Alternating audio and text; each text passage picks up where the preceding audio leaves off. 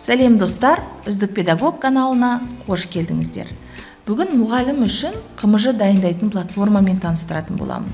Атауы Magic School. Оны Google-дың іздеу жолағына жазасыздар.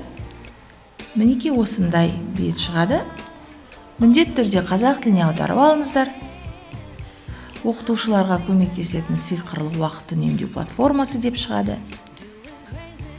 Мінеки басты беті. Оң жағына қарасаңыздар, қандай функция атқаратындары және сол жағында жинақталған түрлері көрсетілген сиқырлы құралдардың. Бізге қажеті сабақ жоспары. Міндетті түрде платформаға тіркелесіздер.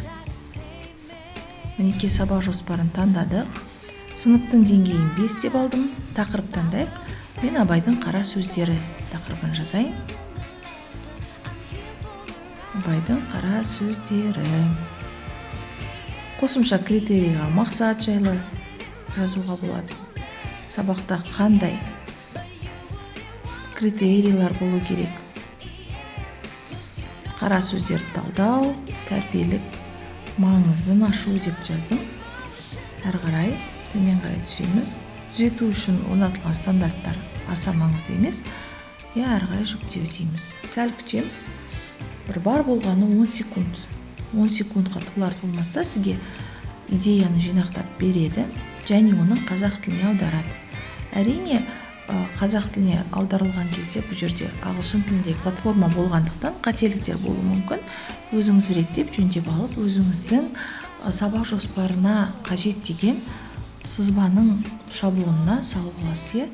Мысалы, мақсаты сабақ соңында оқушылар Абайдың қара сөздерінің мәнін анықтап түсіндіре алатын болады дейді. Негізгі критерийлер, сабақ қалай ашылу керек, сөз тіркесін қандай да бір заңдылықтарға сәйкес пайдалану керек па, жаңа материалды қалай түсіндіруге болады, тіпті нұсқаулық тәжірибесіне дейін енгізіліп тұр. Мінеки талдау жұмыстарында жасайды. Абайдың қара сөздеріне мысалдарына қатысты. Жалпы дәл осындай дүниелерді тегін жүктеп алуларыңызға болады. Пайдаларыңызға жарасын. Сау болыңыздар.